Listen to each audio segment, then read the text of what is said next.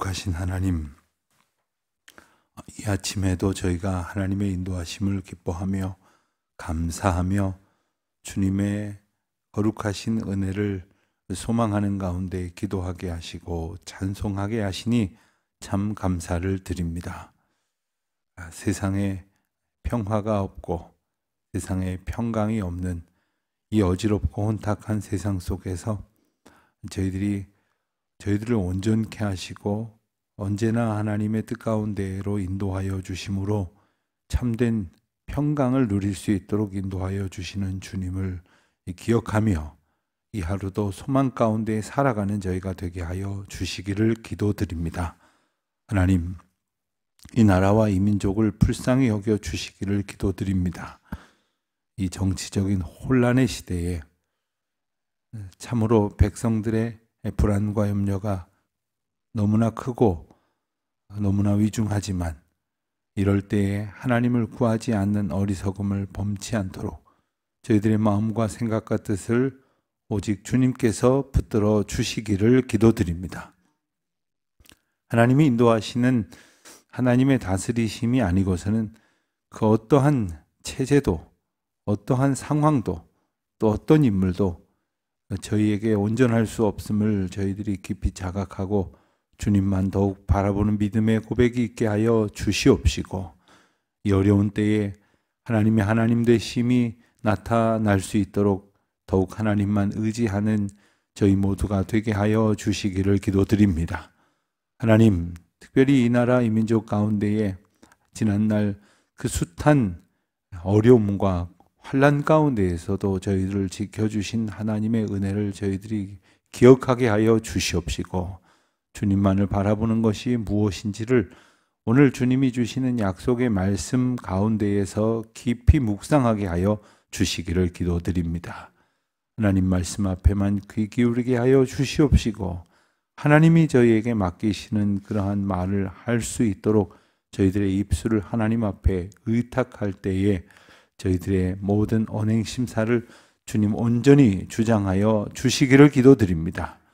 부질없는 말, 헛된 말들을 듣느라 애쓰고 옮기느라 분주한 것이 아니라 오직 하나님의 위로의 말씀, 인도하시는 은혜의 말씀을 듣고자 힘쓰며 또한 들려주신 하나님의 말씀을 전하는 일에 힘쓰는 저희들 되게 하여 주시기를 간절히 기도드립니다.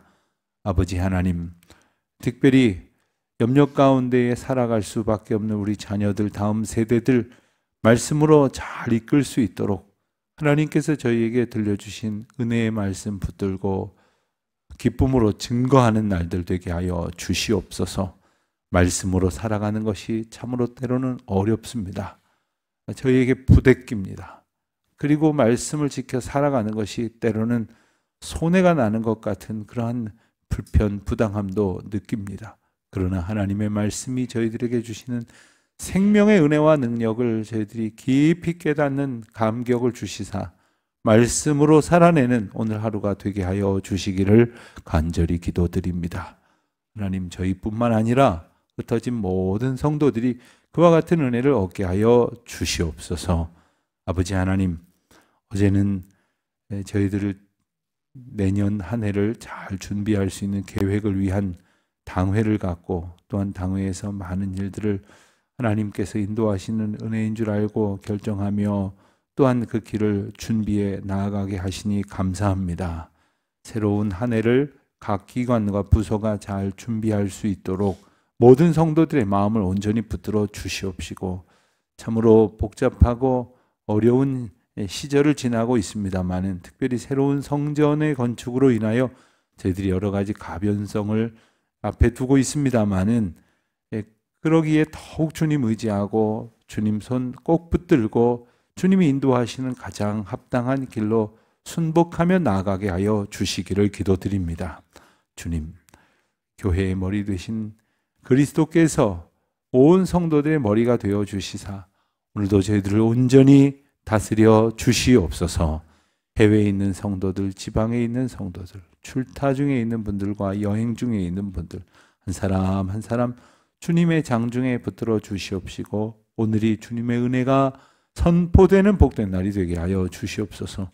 우리 자녀들, 군문에 나가 있는 이들, 유학 중에 있는 이들, 특별히 입시의 과정 중에 있는 우리 모든 자녀들과 그 가정마다 위로부터 나리시는 하나님의 인도하심을 허락하여 주시옵시고, 특별히 이 아침에도 병상에서 이 하루를 시작하는 모든 분들, 또 정말 여러 가지 불편함 때문에 자주 얼굴을 대하지 못하는 모든 분들, 하나님의 위로로 인도하여 주시옵소서.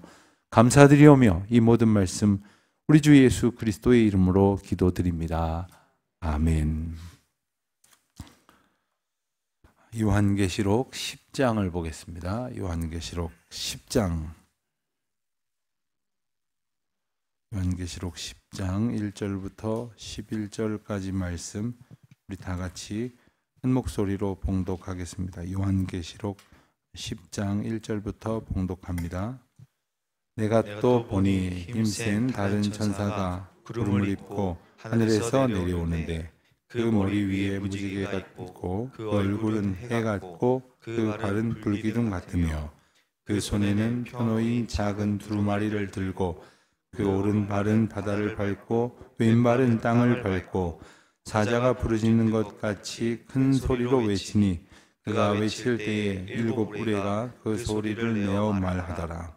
일곱 부레가 말을 할 때에 내가 기록하려고 하다가 곧 들으니 하늘에서 소리가 나서 말하기를 일곱 부레가 말한 것을 인봉하고 기록하지 말라 하더라. 내가 본 바 바다와 땅을 밟고 서 있는 천사가 하늘을 향하여 오른손을 들고 세세토록 살아계시니 곧 하늘과 그 가운데에 있는 물건이며 땅과 그 바다에 있는 물건이며 바다와 그 가운데에 있는 물건을 창조하신 이를 가리켜 맹세하여 이르되 지체하지 아니하리니 일곱째 천사가 소리내는 날 그의 나팔을 불려고 할 때에 하나님이 그의 종 선지자들에게 전하신 복음과 같이 하나님의 그 비밀을 이루어지리라 하더라.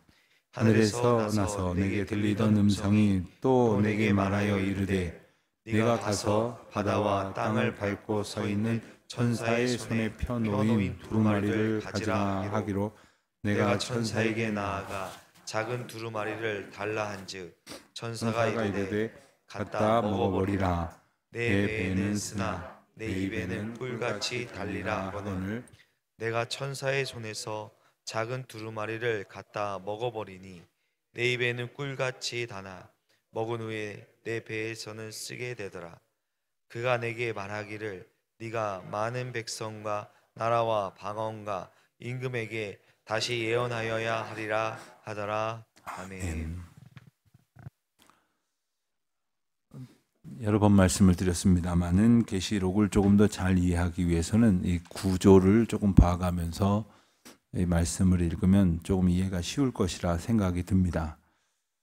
일곱 인을 떼는 장면이 이렇게 나오다가 일곱 나팔이 등장을 하고 그 나팔이 하나씩 불려질 때에 있었던 일들이 소개가 되어 왔습니다.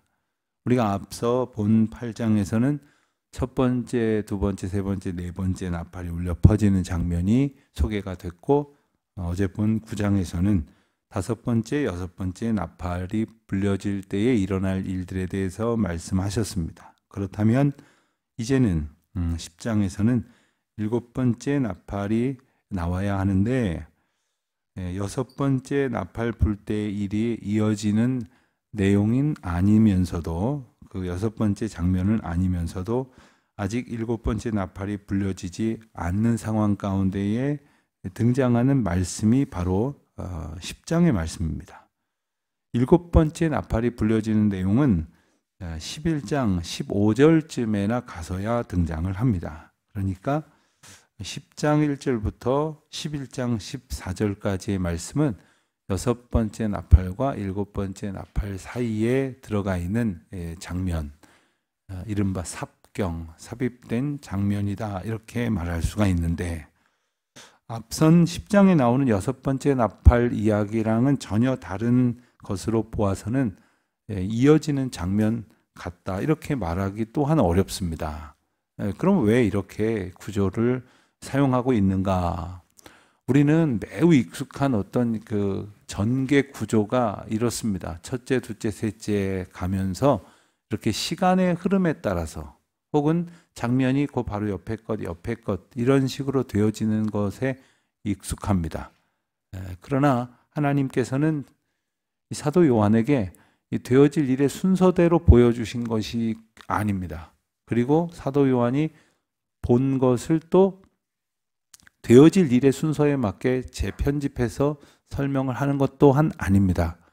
그가 본 것, 하나님께서 들려주신 말씀을 전하는 일에 충실하고 있는데, 그렇다고 한다면 이 삽경이라고 하는 것은 바로 앞에 뒤에 있는 것을 단순히 이어진다라는 것보다는 그 앞에 뒤에 있는 것을 강조하기 위한 반복 또는 이 강조의 의미가 되어진다, 이렇게 말할 수 있겠습니다. 10장은 그런 의미에서 보면 반복적인 이야기입니다.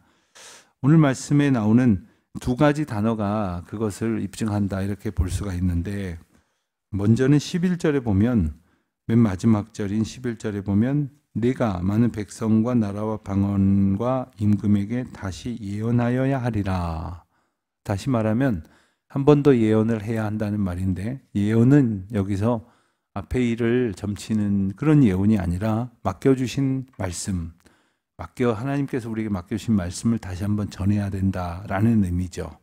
또 8절에 가서 보면 하늘에서 나서 내게 들리던 음성이 또 내게 말하여 이르되, 하나님께서 사도 요한에게 들려주신 말씀이 때로는 반복이 되면서 강조가 되어지는 것을 사도 요한이 반복적으로 전하고 있음을 보여주는 그러한 단서라고 할 수가 있겠습니다.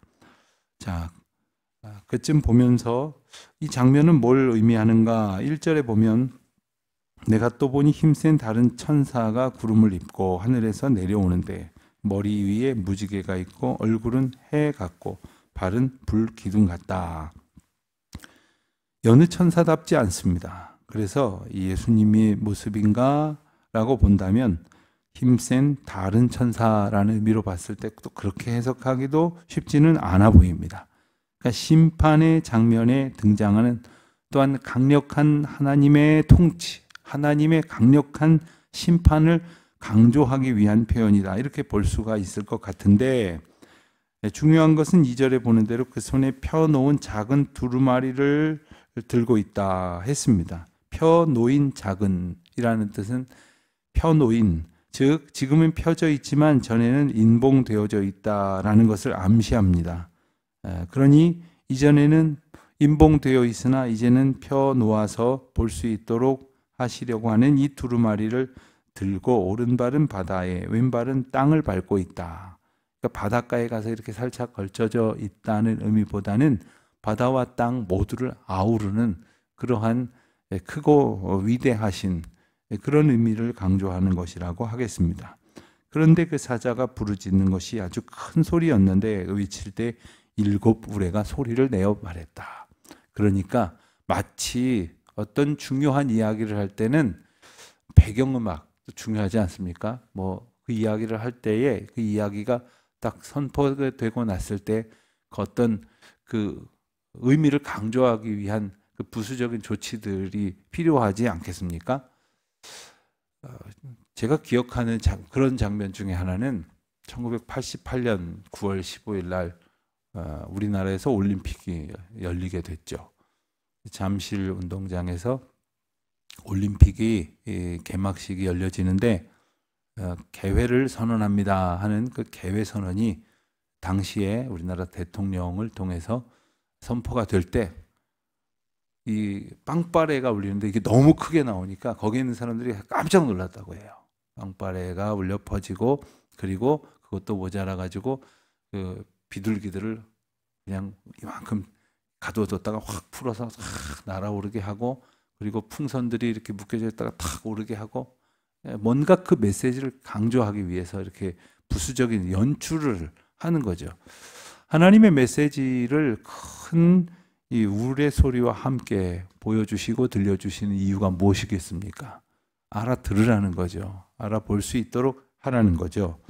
또 4절에 보면 그 말씀에 대해서 설명을 하는데 하늘에서 소리가 나서 말하기를 일곱 우레가 말한 것을 인봉하고 기록하지 말라 했습니다.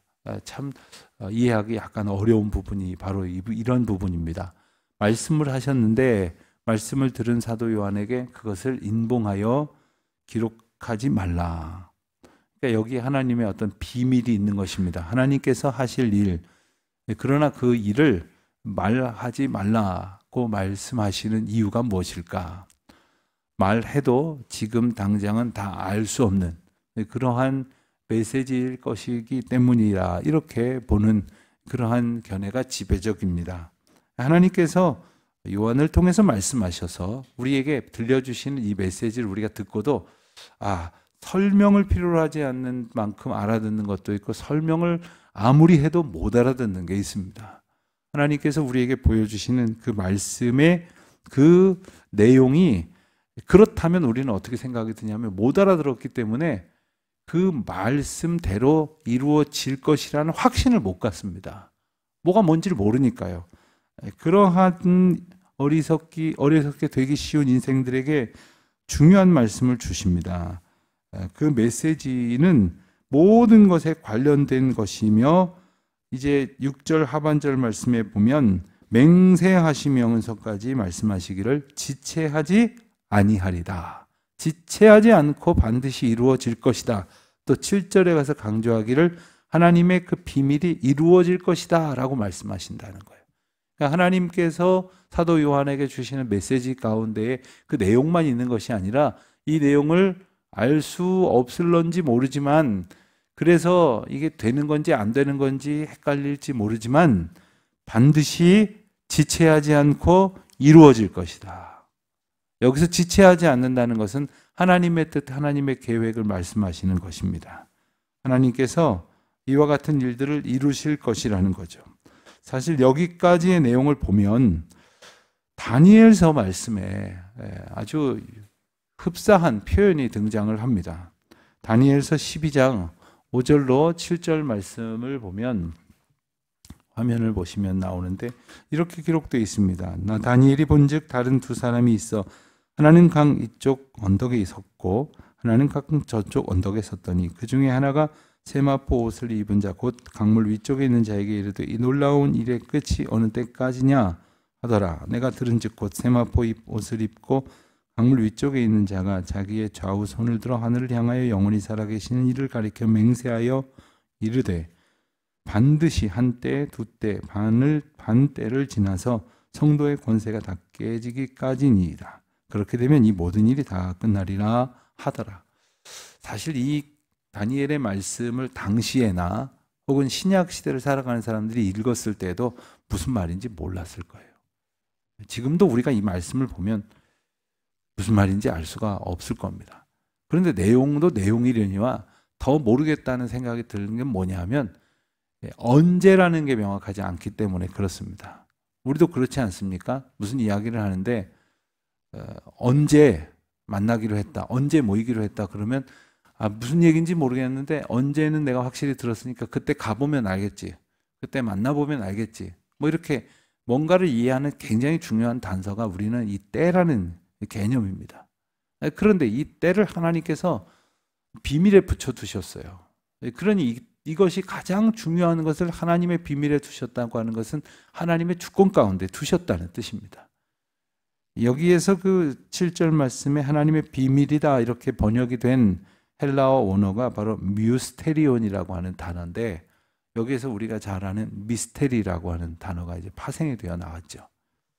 사실 성경 전반에 걸쳐서 비밀이라는 말을 사용하는 용어는 따로 있었습니다. 그러니까 사람과 사람 사이의 비밀, 이런 거 이야기할 때 비밀이 따로 있는데, 하나님의 비밀은 바로 미스테리온이라고 하는 단어로 이제 사용이 됩니다. 우리가 사람 사이의 비밀은 어떻습니까? 세상에 뭐라고 그래요? 비밀은 없다.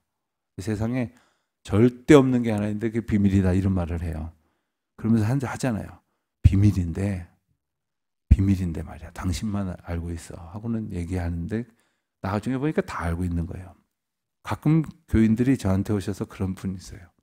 비밀인데 목사님께만 말씀드릴게요. 저는 꼭 입 다물고 있었는데 다 알고 있더구만요. 비밀이 없어요. 그런데 하나님의 미스테리오는 차원이 다른 거예요. 사람이 생각하는 그러한 비밀 같지도 않은 비밀과는 차원이 다른 것입니다. 그러나 그 비밀은 단지 감춰져 있는 것이 아니라 하나님이 때가 되면 펼쳐 보여주신다는 것이에요. 이게 소위 말하는 계시입니다. 리빌, 하나님께서 펼쳐 보여주신다는 거예요. 그러니 그 때를 우리가 판단하는 것이 아니라 하나님의 뜻 가운데에서 의지하며 살아가야 할 것인데, 그때 우리가 해야 할 일이 뭐냐면 바로 9절에 나오는 대로 하나님께서 주시는 두루마리를 말씀하신 명령에 따라 갖다 먹으라는 거예요. 유진 피터슨이라는 영성신학자가 쓴 내 책을 먹으라 하는 제목의 책이 있습니다. 독특한 그러한 제목이죠. 내 책을 먹으라. 바로 이 말씀입니다. 하나님의 말씀을 먹으라는 거예요. 여러분, 먹는 건 어떻습니까? 여러분, 먹는 것은 우리가 하루에도 수없이 행하는 행동인데, 먹는 것은 그것이 곧 내가 된다는, 나의 한 부분이 된다는 거예요. 물론 대부분 그 소화가 되고 변형이 되고 배설이 되고 그래서 없어지는 것 같지만 분명히 그것은 내게 영향을 미치고 내게 남습니다.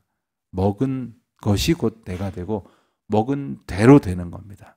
좋지 않은 것을 먹고 몸이 좋아지기를 바랄 수 없는 거고, 또 반대인 경우도 있죠. 좋은 것을 먹을 때에 좋은 영향을 끼침으로 좋아지는 몸이 되어지는 것을 경험하게 될 것입니다. 하나님의 말씀을 듣기만 하지 말고 보기만 하지 말고 먹으라는 거예요. 그런데 그 말씀을 먹었을 때 9절과 10절에 반복해서 말씀하시기를 입에서는 꿀처럼 단데 배에서는 쓰다 했습니다. 배에서는 쓰다. 그렇다면 잘못된 건가? 상한 건가? 나쁜 건가? 하나님의 말씀이 그럴 리가 없는 거죠. 우리가 이 말씀을 먹으며 살아가는 것이 때로는 고통을 수반한다는 것을 의미하는 말씀입니다. 말씀대로 사는 것은 사실 쉽지가 않습니다. 말씀을 지켜 살아가는 것은 때로는 우리가 평탄한 길, 좋은 길로 걸어가는 것이 아니라 십자가의 길, 고난의 길로 걸어가는 겁니다. 말씀이 주시는 하나님의 뜻대로 살기 위해서는 나를 깎는 각고의 노력이 있어야 합니다. 희생이 있어야 됩니다. 그리고 낮아짐이 있어야 됩니다. 때로는 자존심도 상하고 기분도 나쁘고 그리고 괴롭고 사람들이 원망스러울 때도 있습니다. 말씀대로 살아가는 길은 때로는 내가 감당할 수 없는 환난처럼 느껴질 때가 있습니다. 그렇지만 전 참 이 말씀 보면서 감사한 건 뭐냐면, 그래도 입엔 달잖아요. 입에도 안 달면 먹으려고도 하지 않을 텐데 하나님께서 우리에게 내 입에 꿀송이처럼 단 음식을 주시는 은혜가 참 귀한 것이고, 또 내가 이 말씀을 받아 붙들고 살아가는데 힘이 들지만 하나님께서 친히 우리 가운데 오셔서 인도자가 되어주셔서 견디게 하신다는 거예요. 하나님이 우리에게 즐거움을 주시고 기쁨을 주신다고 생각을 하는데, 그것은 우리가 좋은 일만 되는 것이 아니라 어려운 일을 만나도, 어려운 과정을 걷더라도 하나님이 붙들어 주셔서 평강 가운데로 인도하셔서 지나가게 하신다는 거예요. 견디게 하신다는 거예요. 우리는 늘 우리식의 은혜를 생각합니다.